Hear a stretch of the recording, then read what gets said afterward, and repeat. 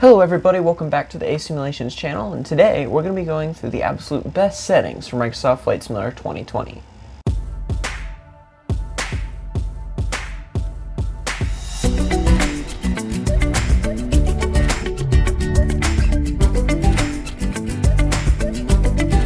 So in this video, I'm going to go through all the testing that I've done for my settings that I'm currently using.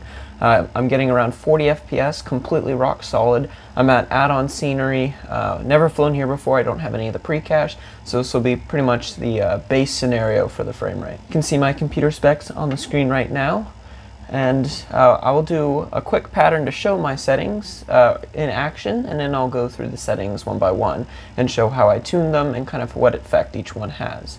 So with that, let's go ahead and get on the air. Alright, so first things first, I'm going to turn on my master switch. I'm going to take my gust lock, put that in the glove box.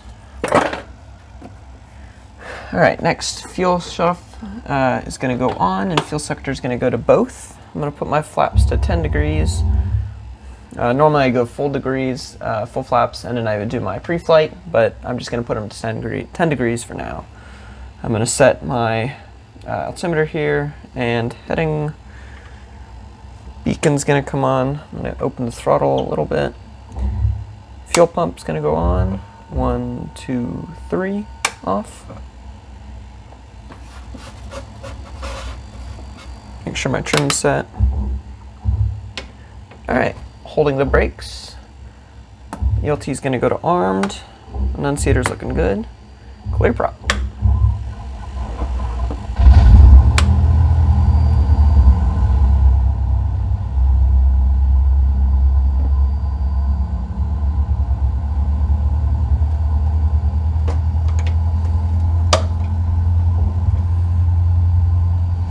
Alright, avionics stack's going to come on. I'm going to go to Unicom on 122.8. I'm not flying on VATSIM right now, but if I were, I would be making all my radio calls. Nav light, strobe light, tax light are going to come on. Actually, I'm going to keep my strobe light off. Alright, I'm going to pull the mixture back slightly. Release the parking brake. And I'm going to give it some throttle. I'm going to go out of this hangar here. I'm going to move over to... I'm going to go full power. Release the brakes. I'm going to go around this turn just with a little bit extra speed. At 40, I'm going to try and get it into the air. Hold it in ground effect as best as I can. And I can start to climb out over the water here. Flaps can come up, and I'm going to pitch first 70, start trimming the aircraft.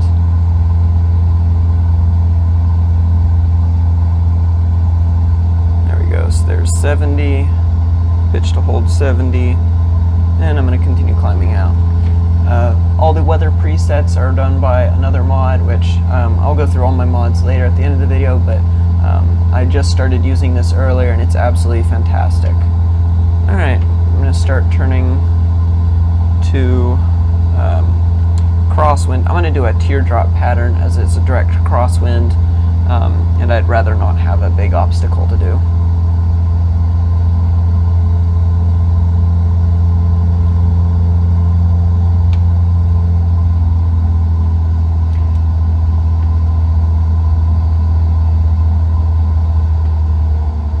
And I'm going to get myself leveled off here.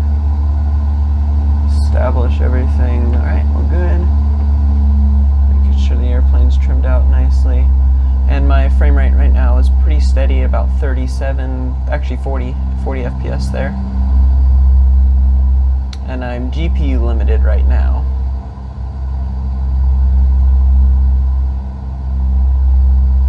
Which is interesting. I was testing earlier. It was CPU limited in DX11 mode and GPU limited in DX12 mode, so we'll go look at the settings and see if it's actually running the correct settings there.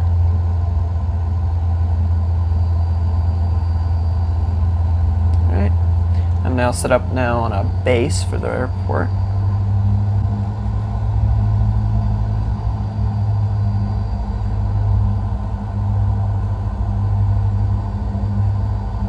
Start trimming the airplane out.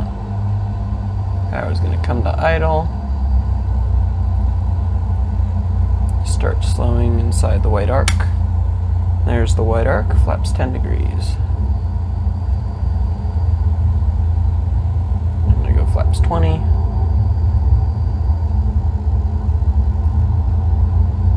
Let a little bit of trim.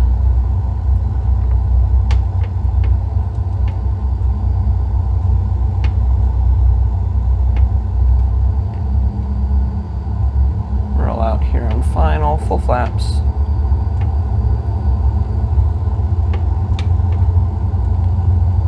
Really strong crosswind there, actually. A little bit slow, but that's okay.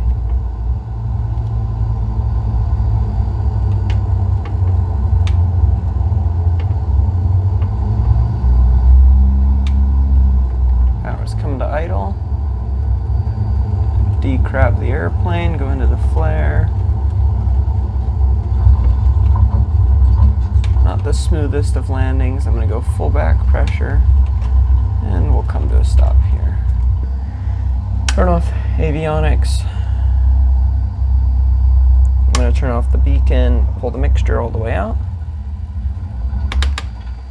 Turn off the magnetos. Turn off the master switch and turn off the fuel shutoff, and then turn the ELT to off. Alright, so that was a pretty simple, straightforward flight. FPS was super constant at nearly 40 the entire time, and now I'm going to show you what I'm actually running for my settings. I'm running NVIDIA DLSS on the performance mode, and then I also have the AMD Sharpening set to 30. VSYNC I now have off. And also keep in mind, I did go through all my settings before when I first set up the multi-monitor. I've pretty much completely changed all of them. So what I'm running is DX11, and then I have terrain level of detail set to 50. This setting alone pretty much chooses what your FPS is going to be. It is the single most performance factor. I tested with a whole bunch. 50 is a pretty good balance between best performance and best visuals. Off-screen terrain pre-caching, I have set that to low. It just means my computer will have to work a little bit harder when I'm doing turns, for instance, but it's not a huge deal for me. Low works pretty well.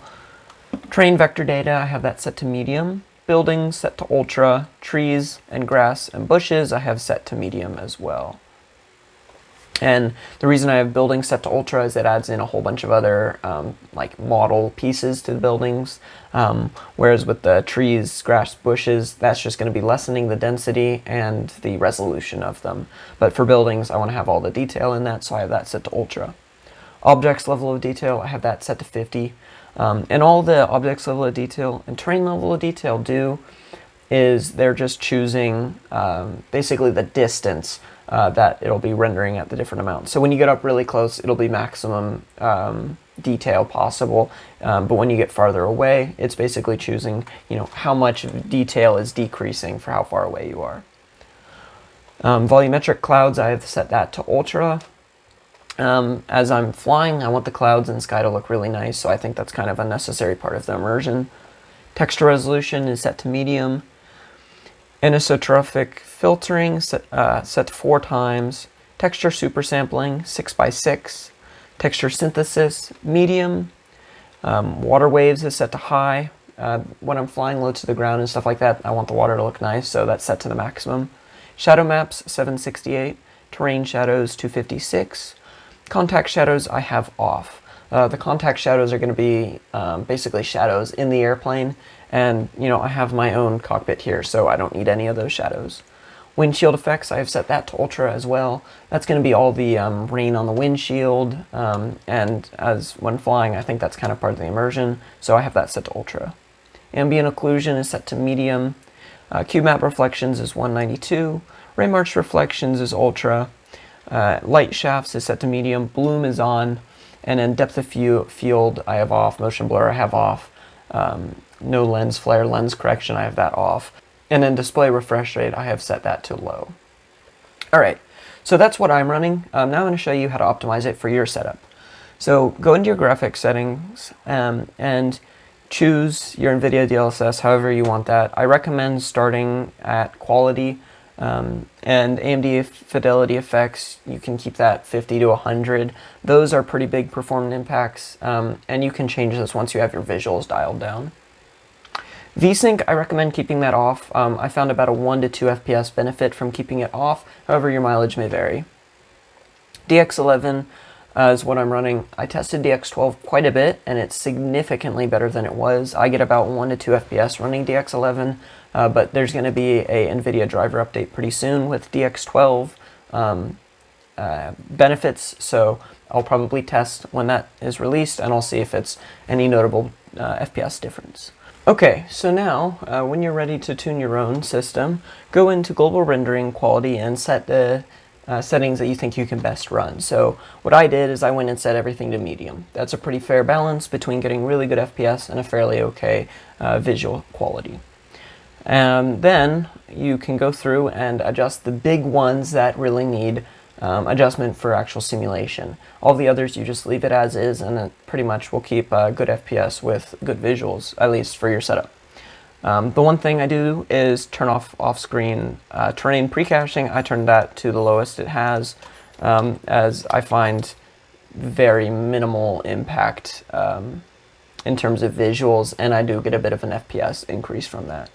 Buildings, I do turn that up to ultra. I find that that helps. And then volumetric clouds, I turn that to ultra. Water waves, I'm going to turn that up to high. That's the highest that it will go. And like I said, everything else that I'm not talking about, just leave as is, and that'll best fit your hardware. Shadow maps, I actually turn this one down to the lowest setting. That I find doesn't increase visuals too much, but you get a bit of a performance increase from it. Contact shadows, as I'm flying in a simulator like this, I'm going to turn that off. Windshield effects, I'm going to turn that all the way up to ultra, as I mean, all the displays are basically the windshield. I want those to look nice. Ambient occlusion, actually turn this one up off of what your settings are. It's going to add a little bit more depth to the actual visual quality. You can run that on ultra or high. I'm just going to put it to ultra for this. And Raymarched Reflections, I'm going to put to ultra. That's going to affect the reflections that are going to be on the wing, for instance, and I find that that looks really nice. Turn off your depth of field, basically everything else, just set it to off. And turn off the display refresh rate, set that to low. That's going to give you a bit of a performance improvement, and there's basically zero impact in terms of visuals. I mean, your displays will run slower, but in a setup like this, I mean, you're not watching your Garmin that much. It's meant to be a VFR simulator, so kind of looking outside more. Airport vehicle densities set to 10, ground aircraft densities set to 50, worker densities set to 40, leisure boats is 10, road vehicles is 50, ships and ferries is 10, and in fauna is 100. Alright, so now we're back in the sim here, and you can actually see the visual effects on the windshield now. There you get all the raindrops, and as the engine is going to be running, you'll see it actually moving. So I find that adds a lot to the immersion, and that's why I keep windshield effects set to ultra. And even now with all of this, visibility is drastically cut down, but I'm still getting almost 40 FPS on the ground. Right now it's like 39.8. So you can see now when I have the engine running, the rain is actually going to start moving up the windshield, and on my window here, I can see it moving back. And then as I increase the throttle,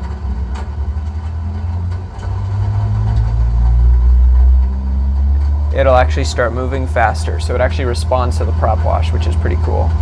We're sitting here, I've changed some of the settings, and you can actually see how good the visuals are going to look with these reflections after rain. You get really cool effects on the ground, and then also the sunset with the clouds just looks absolutely stunning. I'm going to turn into the sun here so you can really see it. Really, really pretty.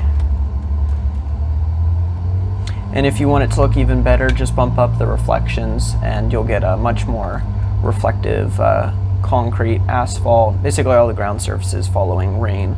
You can see it reflecting the skyline, all the clouds off to the side here. And you can even see all the puddles on the taxiway here. So I think it looks excellent.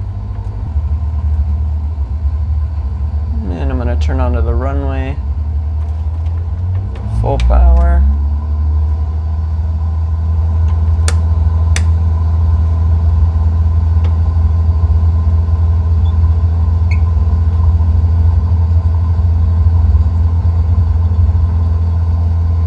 see flying into the sun here, it looks just incredible.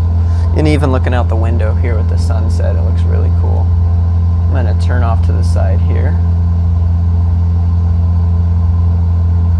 You can see how big and dynamic these clouds look on Ultra. And even as I'm flying now, keep in mind this is with the terrain load distance set to 50, and it still, I think, looks quite excellent. Alright, I'm going to pitch up to climb pretty quickly here.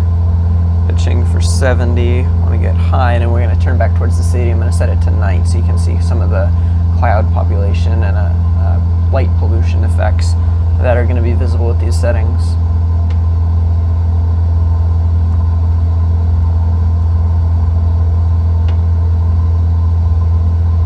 And keep in mind also when I'm flying, this is San Diego right now, and I'm pretty solid at about 35. I'll dip into about 32 there. And it's incredibly smooth as well. And with the AI, I can see some of the airplanes on the ground there. There's an A380, it looks like, a couple other airliners, some small prop planes, cars on the road there. So there's quite a lot going on. Alright, I'm going to turn the autopilot on. Alright, so now I'm loaded up at night. I have it set to full overcast, and you can see all the lights that are now showing up. And in fact, you can also see the moon up there, which is neat, shining through some of the clouds. And as I'm flying over the really dense portions of the city here, my FPS, I'm about 33 right now, pretty solid. I'm going to turn off the autopilot, do a slight turn. And it's pretty cool because with all of these lights, you can see them reflecting a little bit off the clouds. And as you change where you're flying, the amount of lighting will actually change how dark it is. So it's pretty light outside right now, just because of the city. And you can see, I'm looking out here, you can see all the cars driving, all the city lights, the buildings are all illuminated. And of course, setting it straight up to Ultra will look better. I'm not going to take away that, but these are going to be the best settings for, kind of the best performance. So I'm now going to be turning final here. Really solid right now, about 32 FPS, and it looks absolutely stunning. Normally I'd have all the lights off and turn on the panel lights, and I get a really, really good dynamic sense to like the actual, I'm going to enter into slide slip here, into the actual kind of like darkness. But if I did that, the camera wouldn't be able to pick up anything. So this is not a good representation of what the sim will actually look like at night.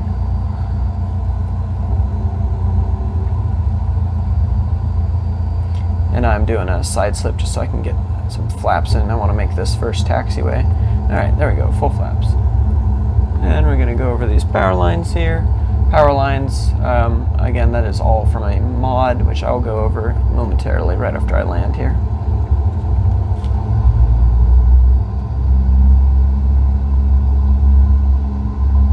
Just giving myself a little bit of power as I continue down. It's about to land a little bit short. Alright. Power is going to come to idle, enter into the flare, lead off the rest of that speed, and touch down just past the numbers. Can roll onto the brakes. You can actually see a little bit of the lights from like the wings, so you can see the strobe, navigation, and landing light all illuminating the ground there. Alright, and we're going to stop here. I'm going to set the parking brake, and let's go ahead and look at some of the mods that I'm running. Alright, so the first big mod that I love is Love VFR. Region 2 is going to be the USA, and that's what's going to be adding in cranes, power lines, chimneys, dishes, like radio dishes, different antenna. It adds pretty much everything, and it looks incredible. I got a little bit of a performance impact, but it wasn't huge, and I think the visuals are definitely worth it. Next big mod is Toolbar Pushback. This is really helpful, especially if you're flying airliners, as you can manually control kind of your pushback as opposed to just pressing Shift-P and hoping for the best. I don't use it a ton in the Cessna, as I mostly will just be able to, well, normally I'm at airports that don't even have pushback services, but when I do use it, it's much better than the default. Now, Emerald Scenery Design, this is one of my favorite developers for add-on scenery. And they're the ones who made the Bear Island stuff, so having their library installed and then also all of their freeware airports I also use all of Orbx's freeware airports. You can get them from Orbx Direct. And again, all of this is going to be linked in the description below. Another big one is going to be Powerlines and solar farms. So like I said, it's going to be adding in some of those Powerlines and, well, solar farms. It looks excellent, and I'm really, really happy with it. It's a more recent add-on that I've installed, but the Powerlines look absolutely incredible. Now for the weather, this is Advanced Presets Pro, or rather not Pro. The Pro version is coming soon, but it used to be their Pro version. And their weather presets are phenomenal. I love them. All of the ones that I've been using so far from them. I think it actually adds quite a bit to the immersion because it really dials in the lighting. It's kind of amazing how much the weather engine can change how the sim looks. And then finally is going to be Reshade. I installed this fairly recently. It's the Final Light Reshade preset. It looks great. It's my favorite Reshade preset that I've found so far, but it's causing some strange crashes with the sim. And I've seen a couple of people have issues with that before, so I'm waiting to see if some sort of patch comes out or something. I think it's something to do with some of the graphics drivers, but I'm not sure, so I'm not running it currently, but it looks excellent. Alright, so that's going to do it for all the mods and settings that I'm running. If you have any questions, leave a comment below and I'll make sure I answer them. These are the best settings that I've found for the latest updates, so let me know if it works for you. I'm pretty confident in it. I've gone through a whole lot of guides and I manually tested every single one of them. So most of these actually don't have a significant performance impact, which I found quite interesting. But the few that do, usually don't add that much quality, so it's kind of nice. A lot of people complain about not having good performance in Microsoft Flight Simulator 2020, but hopefully this will help change that. So hope you guys enjoyed this video. Make sure you subscribe, stay tuned, and leave a like if you enjoyed this. My goal is 1,000 subscribers by the end of the year, and it's only possible from you guys. If you're interested in building a simulator like this, you can check out my build plans at asimulations.com. I also have a Patreon, which I recently created, if you're just wanting to go ahead and support me.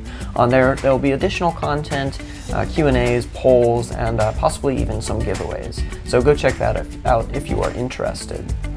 Hope you guys enjoyed the video, and I'll catch you guys next time. See ya.